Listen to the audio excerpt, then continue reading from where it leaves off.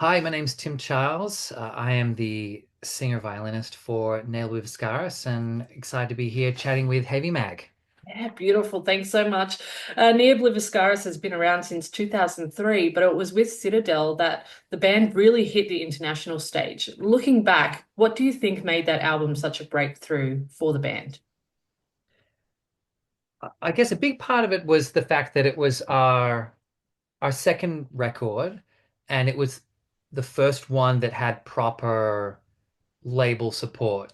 Our first album, Portal of Eye, was initially self-released on my own record label, Welcome Records. We ended up adding a record deal to get licensing in Europe through Code 666. But the release as far as the international element for Portal of Eye was fairly small, whereas Citadel was a proper record deal with Season and Mist. It was in stores around the world, so there was just a lot more coverage of it, and I guess it was also our chance to keep continuing to explore different sounds and mature a little bit in regards to the way we record, the way we mix and produce the record. Like Portal Vi, our first record, it took us 9 years to get from the band starting to doing that record. And Citadel, we did all in the space of 12 months, but we learned so much over the previous decade that it meant that, you know, we were able to put all of those lessons together and put out an album that really made a big difference in our career and put us onto the international scene. Yeah, yeah, definitely. So it sounds like a label backing for you guys at that time really was a good decision and did really help you guys. Yeah, absolutely. The industry is changing a lot and it's quite different now in 2025. Back to then, we signed that deal. It was 2013. We signed the deal. The album came out in 2014. But the reality was that if you wanted to even get a booking agent in Europe or the USA, if you didn't have a record label, they probably weren't going to look at you. And you got to remember, this is, before streaming was a big thing. And so, it's difficult to break yourself as an artist because there wasn't a free way to for your music to spread like there is now with something like Spotify. And so, yeah, it really was kind of essential because we got this record deal. And then when we were pitching ourselves to booking agents and things like that, we were able to say, hey, we have a new record coming out. It's with this label. And then they would take us more seriously in regards to, well, I like your music and I can see that you've got, backing from the industry. And so therefore people would be more willing to stick their neck out and go, okay, yep, we'll put you on our booking agency. We'll put you on this festival, all that sort of thing. Yeah, yeah, interesting. And like you said, I guess nowadays it's easier in certain senses with the internet. You can just put your music out there for anyone to listen to and hope for the best. Yeah, no, I wouldn't necessarily say that is a recommended No, strategy or that it works, no. but you can, and it does work for some. There Sometimes. are some artists that manage to go viral on social media and they get enormous followings without having done a record deal yet. And then Yeah, some of them decide to then sign with label and some don't. So there are avenues to be more independent these days if you would like, but it's definitely a multi-choice pathway, the music industry in 2025. yeah, yeah, definitely. And you guys just released a remastered 10th anniversary edition of Citadel. How did you approach this remaster and what changes or enhancements are fans going to hear in the updated version? Yeah, so when we were creating this record, um, Jens Bogren mixed and mastered both Portal Vi and Citadel, and he's an incredible producer and engineer, and has done some of our favorite records. When we were doing Citadel, the initial mix that we got was kind of not the right direction that we wanted, and we spent a lot of the mixing process kind of moving it back to what we wanted as a band, how we wanted it to sound. And even though the final result is very high quality and a lot of fans really enjoy the production for that, the reason we then changed to working with Mike Lewis on Earn and then Exorg is because we wanted to explore some different ways of doing things to see how our music would sound with a different touch. And on Exul, the production we really thought suited the music the best of the four records that we had done. And so the idea was really going to Mike Lewis and saying, hey, would you be able to bring a little bit of the Exul touch to the Citadel album? As far as the differences, you know what? To be honest, some people might not be able to put their finger on exactly what is different, but it's a little bit more open. There's a little bit more space in the mix. That makes it sound slightly heavier as well. These are all things, that are, slight, uh, slight adjustments, but whether something makes a 2% or a 7% difference, anything we can do to make it a bit better is something that we really valued. And it was a really fun process to go through and really delve into the record again and spend, 100 hours listening to the record nonstop and every nook and cranny of the way it's supposed to fit together and discussing different ideas with Mark Lewis and going back on a few different things. And we're really happy with how it came out. Yeah, yeah. So would you say that there's little details then in the songs on Exul that you've just added? Yeah, well, with Citadel, it's like little details that kind of come out a little bit more, and the vibe in certain sections is a little bit different as well, and maybe a little bit more open, a little bit heavier, a little bit more detail in what you can hear than the original version. Yeah, yeah. Nice explanation. And is there a song that you're excited to play live? Yeah, absolutely. I think that record in its entirety, I absolutely love. Uh, but Painters of the Tempest, part one, two, and three, 23-minute song. That's Yeah. something that, we did in full quite a bit when the album first came out in 2014. And then we hadn't actually done that in full for about a decade because it obviously takes up so much of the set. Yeah. And that was a song where, we did this set list of playing both Citadel and Exile in Europe last October, and getting the chance to play that big epic 23-minute song again, I found is so satisfying because it Yeah. is something that's, definitely I think one of the best songs that we've ever written and something I'm still really proud of. And so yeah, it's great to be able to revisit that stuff whilst also getting the opportunity to showcase our latest record, Exile, which has been our most successful album to date. Yeah, yeah, definitely. With longer songs, I've always wanted to ask musicians, do you guys always remember what note comes next with those longer songs? Or like, do you stuff up sometimes?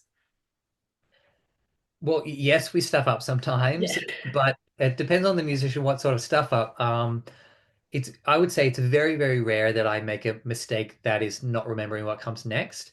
Uh-huh. I make mistakes because I'm human and maybe you get mixed up or your fingers fumble or you lose concentration for a second or those sort of things. So no matter how much you practice, there's always going to be some imperfections in every performance. Uh, but thankfully, we're able to laugh them off a lot more these days Yeah. because we're very confident in what we are as a live act. So, you know, if we make a mistake live, we're more likely to make a joke about it than to feel embarrassed, I think. Yeah. Yeah. But when it comes to just remembering the songs, I think it helps a lot if you were the one who wrote it. Yeah, true. And so it definitely sticks in your mind Yeah. when you're the one who writes the stuff. And I think for me personally, I grew up studying the Suzuki violin method. I learned a lot of stuff by ear. It meant that, for me, picking something up by ear and memorizing pieces is very much second nature. Yeah. When I was at university, I'm playing 20-minute violin concertos from memory, and that's just something that I had to do as part of my, normal practice of Mhm. being a violinist. So, uh, whilst these sort of length of songs are maybe a bit more unusual for a heavy metal band, Yeah. I guess from the classical world, which, I come from like equally both because I'm like very much a metalhead going back from a teenager, but at the same time, I've been classical violinist since I was 6 years old. And I'd be playing like a Beethoven string quartet, which is in four parts over 25 minutes. Yeah. And that sort of approach of having an overarching theme of a piece of music, but splitting it up into parts, I guess is part of where that came from in the way that I write music for Obliviscaris. Yeah, yeah, that's so interesting. And yeah, amazing to think about. I never really thought about that as you're classically trained, and how that would transfer into longer metal pieces. Yeah, that's crazy. It's cool. Yeah, I think there's definitely a lot from my experience as a classical musician that comes across uh, and informs in different ways the way Yeah, that I write, the way that I perform. And I think because, like I said, I'm kind of equally, both of, an obsessive metalhead whilst also having spent, years, I studied, classical violin performance and composition at university. yeah. Uh, and I was thinking, well, maybe I'll join an orchestra. And then, Neo was in its infancy while I was studying at uni, and eventually I decided this was a lot more fun. Yeah, yeah, yeah. No, I definitely agree with you there. I think metal would be more fun. And just touching again on the violin, we've seen you push boundaries in metal with your violin work. Do you ever get a moment where you think, I can't believe I'm playing this kind of music with a violin?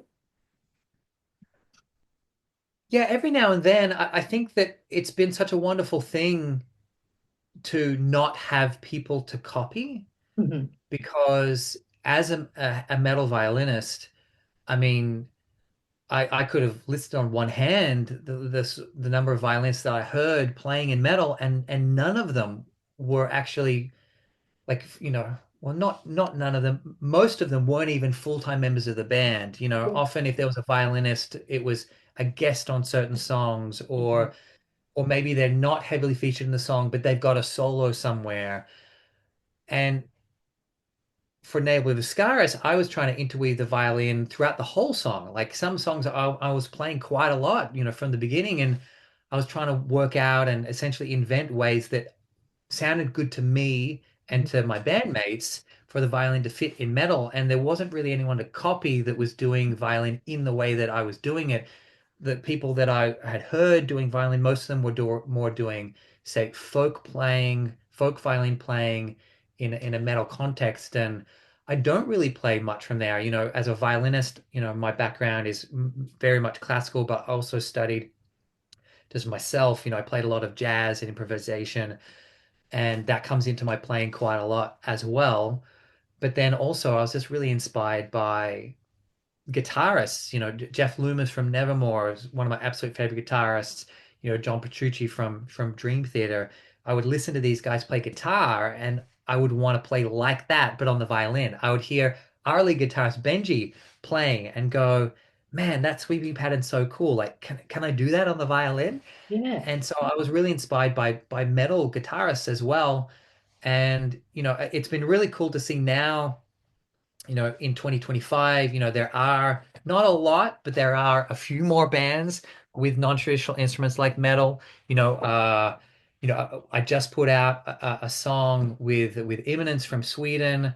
Who their singer, Eddie Berg, is a great violinist as well. We've become friends, and they're exploding all around the world, and that's been really fantastic to see a band with a violinist doing so well in the heavy music scene, and hopefully there's more to come. Yeah, I really think that you are probably the trailblazer for playing violin in metal songs like the whole way through, like you were saying, because I just thought about that. And whilst I do know a few bands that do feature violin, maybe here or there, or in certain sections of songs, you're so right. I can't really think of other band or a lot of other bands that have a full-time violinist in there as well.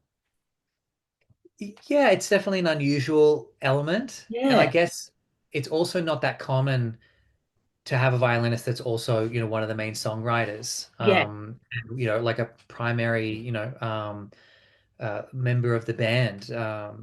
And so that was always the thing, that it was like looking for a way of how do you include the violin in a way that is artistically making makes sense sense. and Yeah. not being forced. Like I don't want to just look at something like, oh, Like I just don't want to keep myself busy. Yeah. I only want to play if it's essential to the song.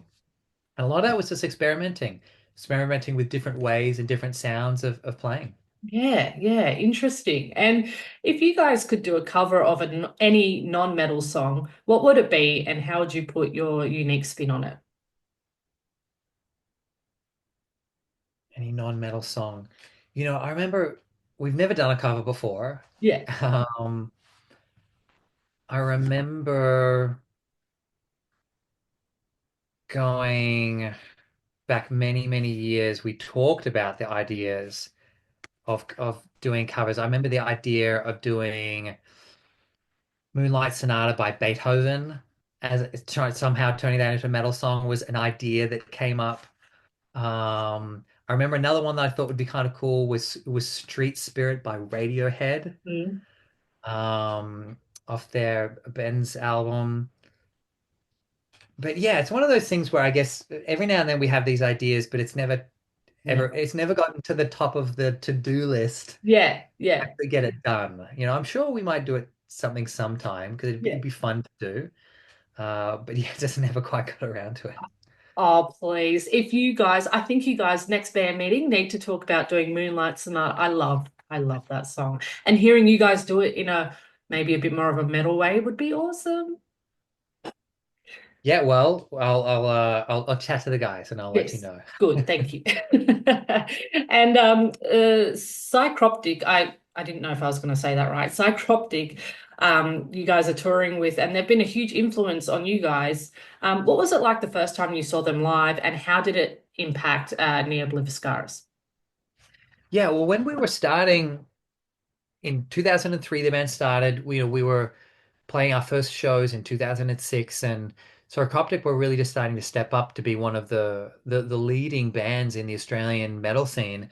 They were kind of trailblazers touring off to the US and Europe in at a time when that was really rare. Like here in 2025, there are so many Australian bands touring around the world from the heavy music scene. It's quite extraordinary. But you go back 20 years and it was quite a rare thing. Mhm. And Psychoptic were one of the only bands doing that to the level that they were. It was like them and Parkway Drive and like a couple others, and that was it. And I'm not exaggerating. You could count them on one hand. So that was really inspiring because that showed us what was possible for an Australian metal band. As far as seeing them live for the first time, man, like I remember just being hypnotized in particular by how tight the band was, and especially Dave Haley on drums. Mm. As a drummer, he was the tightest drummer that I had ever seen at that point. I remember seeing him and then also, Derek Roddy for Hate Eternal, around the same time. And both of them just completely blew me away. And both of them, those guys I mentioned were influences on our drummer, Dan Presland, in those early days of Nail Scaris as well. So, just setting that bar of professionalism, of being incredibly tight, releasing consistently great records, and it's really nice to be able to do this tour together because we've only played together a couple of times. We opened for them, I think it was 2008, I Yeah. think, in Melbourne and Canberra, and that's it. And so here we are 17 years later, finally getting to do a tour together, and yeah, definitely honored to have them part of this tour. Yeah. Oh, that's so nice. And you mentioned that you're going to the US, I believe, was it next week? Yes. How do you feel about that? Like coming all this way and now being able to tour much more regularly overseas? It's something I'm really grateful for. It's a very special thing to get to perform your music and have people turn up, just period. The catch, of course, is that unless you're in Vegas and people travel to see you, you have to travel to the people uh, so that they all have a chance to come along. And it's one of these wonderful things to be able to see the world, to be able to meet people around the world. It's something that's really impacted the way that I view, you know, um, the world at large and the way humanity interacts and all that sort of stuff, as well as just the opportunity just to play our songs each night, to be able to 6 nights a week hop on stage in a different place every night and have people turning up and excited to hear the songs that we've written. And that's something that's such a privilege. I'm such a huge fan of music. And, from when I was in high school, I was obsessed with bands and I Yeah. would be the guy in the front row, like flipping out about the fact that, oh my God, I can't believe I'm here seeing like Devin Townsend. That's like 2003. I remember being at the Corner Hotel in Melbourne. I would have been like 21, seeing him for the first time. And he was one of my absolute favorite artists in the whole world. And, those sort of scenarios, it was all the time for me because I was that obsessed with music and bands. Hmm. And I just dreamed about, oh, wouldn't it be so cool to be up on that stage, maybe opening for these bands? So to then be now in this situation where we're not just, opening for these bands, where we're headlining those venues and we're doing our own thing, creating our own, history with the music that we create is something that I think that I always try to remind myself that, the 15-year-old or even just the 25-year-old Tim would have just been flipping out about the fact I get to do this. So it is a real great privilege. Yeah, definitely. You're on the other side of it now. I totally know how that feels. Although, even though I am not in a band, but I can only imagine you must pinch yourself a little bit. Yeah, and look, to be honest, one of the other things that I appreciate the most is the fact that, our band has got to the level where there's now this mutual respect with some artists um, that I'm huge fans of. So it means that you're hanging out at a festival in Europe, for example, and you run into a band backstage that I'm a huge fan of, but then also now they're friends because, hey, we've toured together and we both love each other's bands. Yeah. And that's that sort of thing which, I take a lot from because, I do hugely appreciate the talents of other musicians. And for some of those people that I enormously appreciate what they do, to be able to come back and say, hey, we love what you do as well, is Yeah. something that I kind of don't take for granted and is a really kind of special thing that I cherish as well. Yeah, yeah. How nice. And speaking of other musicians, what are you listening to at the moment? What am I listening to at the moment? I was just listening to Eminence dropped a kind of an updated version of their album, The Black, just the other week called Return of the Black. And I was listening to that last night, a couple times in a row. There's a song with me on that record, Come What May. And funnily enough, I don't really love listening to like myself. Are you And so I sure? and so I was kind of getting to that song, and then I Yeah. hear me, and I'm like, maybe I'll skip this one. I've heard this song about 100 times. Oh, But I absolutely love those guys. They're a fantastic band. Become friends, and it's been really great. Aside from that, I mean, there's so much good stuff out at the moment. I've been listening to the new Lacuna Coil hmm. album. Rivers of Nile put out some incredible songs just recently. Um, the Halo Effect, Killswitch Engage. Hmm. The new Spirit Box is actually amazing. I hadn't really got into them before, but I've been really enjoying their new record.